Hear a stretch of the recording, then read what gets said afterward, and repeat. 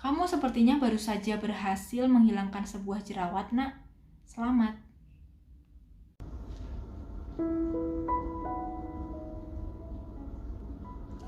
Halo semuanya, welcome back to my channel. Terima kasih sudah klik video ini.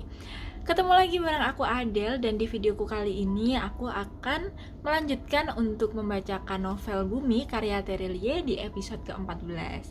Untuk kalian yang sudah mengikuti dari episode 1 sampai episode 13, gimana? Makin penasaran kan? Untuk itu, tanpa berlama-lama lagi, kita langsung saja ke ceritanya.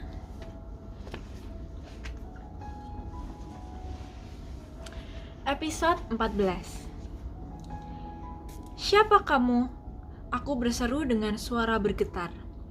Bukan karena takut, lebih karena kaget setengah mati melihat ada sosok yang tiba-tiba berdiri di dalam cermin besar. Ini bukan imajinasiku. Ini nyata. Senyata aku berusaha mengendalikan napas, jantungku berdetak amat kencang. Sosok itu benar-benar ada di dalam cermin besar. Hanya di dalam cermin, tanpa ada fisiknya di kamarku. Perawakannya tinggi dan kurus, wajahnya tirus, telinganya mengerucut, rambutnya meranggas, bola matanya hitam pekat. Dia mengenakan, aku tidak tahu, apakah itu pakaian atau bukan, kain yang seolah melekat ke tubuhnya, berwarna gelap. Sejenak tersengal menatap sosok itu. Aku melompat. Tanganku refleks menyambar apa saja di atas kasur, mencari senjata, dan mengeluh. Karena yang ada hanyalah novel tebal. Sementara suara hujan deras di luar semakin keras, membuat keributan di kamar tidak terdengar hingga ruang tengah. Tempat Mama sedang menonton televisi menunggu Papa pulang. Kilau petir dan gelegar guntur susul menyusul. Napasku menderu kencang. Siapa kamu? Aku berseru. Suaraku serak. Aku siapa? Sosok itu terdengar seperti mengambang di atas langit-langit kamar. Seolah dia bicara dari sisi kamar manapun, bukan dari dalam cermin. Kalau mau, kamu bisa memanggilku teman, Nak. Aku menggeleng, beringsut menjaga jarak. Mataku menyelidik setiap kemungkinan. Tanganku bergetar mencengkeram novel. Kalau sosok ganjil ini tiba-tiba menyerangku, akan kupecahkan cerminnya dengan novel tebal di tanganku. Dan semoga dia tidak justru keluar dari cermin pecah itu, malah bisa berdiri nyata di tengah kamarku. Kamu mau apa? Kenapa kamu ada di dalam cerminku? Aku berseru, bertanya, terus berhitung dengan posisiku. Sosok itu tidak langsung menjawab. Diam sejenak, 15 detik. Kucingku si putih meringkuk tidur, tidak terganggu dengan segala keributan. Menyisakan aku dan sosok tinggi kurus di dalam cermin saling tatap dengan pikiran masing-masing. Ini menarik, Nak. Sosok itu akhirnya bersuara setelah menatapku lamat-lamat. Kebanyakan orang dewasa menjerit ketakutan melihat cermin di hadapannya yang tiba-tiba berisi bayangan orang lain. Ini menarik sekali. Rasa penasaran yang kamu miliki ternyata lebih besar dibanding rasa takut. Rasa ingin tahu yang kamu miliki bahkan lebih besar dibanding memikirkan resikonya. Aku siapa? Kamu selalu bisa memanggilku teman. Apa mauku? Apalagi selain menemuimu? Aku menggeleng, memutuskan tidak mudah percaya. Berjaga-jaga kalau ada sesuatu yang mencurigakan. Tanganku semakin dekat untuk melemparkan novel tebal ke arah cermin. Sosok tinggi kurus itu mengangguk. Baik, kamu benar. Aku mungkin bukan teman. Tidak ada teman yang datang lewat cermin, bukan? Membuat semua akal sehat terbalik. Siapa pula yang akan riang gembira saat sedang menatap cermin tiba-tiba ada sosok lain di dalamnya? Sayangnya, kita tidak leluasa bertemu, belajar dari pengalaman 2 hari lalu. Kini aku tidak bisa berharap kamu akan bersedia menangkupkan telapak tanganmu ke wajah, bukan? mengintip dari sela jari agar aku bisa terlihat berdiri di kamar ini. Kamu pasti tidak mau melakukannya. Angin kencang yang menyertai hujan di luar membuat tetes air menerpa jendela kaca. Aku tetap berusaha konsentrasi menatap sosok tinggi kurus di dalam cermin. Sayangnya ini pertama kali kita berbicara. Kamu belum siap mendengarkan penjelasan, gadis kecil. Sebesar apapun bakat yang kamu miliki sekarang, kamu belum siap. Jadi aku tidak akan lama. 2 hari lalu, amat mengejutkan ternyata kamu bisa melihatku. Tapi kupikir itu kebetulan. Malam ini kamu mampu melakukan hal yang lebih menarik, berhasil menghilangkan jerawat di wajah. Karena itu aku memutuskan sudah saatnya menyapa. Sosok tinggi kurus itu diam sejenak, menghembuskan napas. Dia sungguh nyata. Lihatlah, cerminku berembun oleh napasnya yang hangat. Kamu pasti punya banyak pertanyaan, nak. Sosok itu menghapus embun di cermin dengan jari-jarinya yang kurus dan panjang. Tapi malam ini, aku tidak akan menjawabnya. Aku pernah melakukan kesalahan dengan terlalu banyak menjelaskan.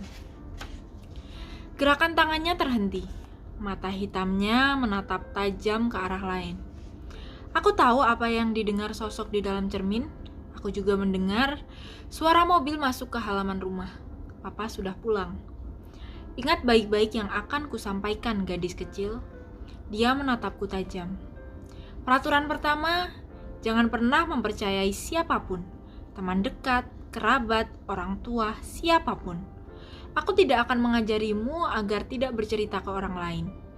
15 tahun kamu berhasil menyimpan rahasia sendirian, itu tidak pernah terjadi sebelumnya. Jadi, kita hilangkan saja peraturan kedua. Sosok tinggi itu diam sejenak, kembali menatap tajam ke arah lain. Suara percakapan papa dan mama di ruang tengah terdengar sayup-sayup di antara suara hujan. Papa menanyakan apakah aku sudah tidur atau belum. Ingat baik-baik peraturan tersebut. Sekali bercerita kepada orang lain, kamu bisa membuat semua menjadi di luar kendali. Semua bakat besar itu akan berubah melawan dirimu sendiri dan membahayakan orang-orang yang kamu sayangi. Mata hitam itu menyapu seluruh tubuhku. Aku menelan ludah. Tidak semua kalimat sosok di dalam cermin itu bisa aku mengerti. Jemariku semakin bergetar mencengkeram novel tebal. Apa yang kamu inginkan dariku? Sosok tinggi kurus itu mengangguk. Kamu memiliki bakat hebat, nak. Kamu tidak hanya bisa menghilang dengan menangkupkan kedua telapak tangan ke wajah. Kamu bisa melakukan lebih dari sekedar mengintip orang dari sela jari. Kita akan segera melihatnya. Apakah hanya kebetulan kamu bisa menghilangkan jerawat atau lebih dari itu? Buku tebal yang kamu pegang, itu tugas pertama. Kamu akan menghilangkannya dalam waktu 24 jam ke depan. Aku akan kembali besok malam, memastikan kamu mengerjakan pekerjaan itu dengan sungguh-sungguh. Sosok di dalam cermin lantas perlahan menyingkap pakaiannya. Ternyata itu tidak menempel ke kulit. Pakaian di pinggangnya longgar dan menjuntai. Entah dari mana datangnya, dia mengeluarkan kucing berbulu tebal. Aku hampir berseru tertahan. Itu si hitam. Sosok tinggi kurus itu tersenyum tipis. Jarinya yang panjang mengelus kepala kucingku. Sejak usia 9 tahun kamu telah diawasi, gadis kecil. Itu cara terbaik untuk memastikan kamu tidak bersentuhan dengan sisi lain. Tapi 2 hari lalu keberadaanmu diketahui. Itu memicu semua sinyal di 4 klan. Kamu bisa membuat pekerjaan ini menjadi mudah atau sulit tergantung dirimu sendiri. Camkan baik-baik. Kamu tidak pernah dimiliki dunia ini. Bahkan sejak lahir, kamu dimiliki dunia lain. Selalu ingat itu. Aku tidak mendengarkan kalimat berikutnya dari sosok itu dengan baik. Aku sedang berseru tanpa suara. Astaga, aku sungguh tidak percaya apa yang kulihat. Itu kucingku, si hitam, berada di pangkuan sosok yang berada dalam cermin. Nah, saatnya mulai berlatih, nak.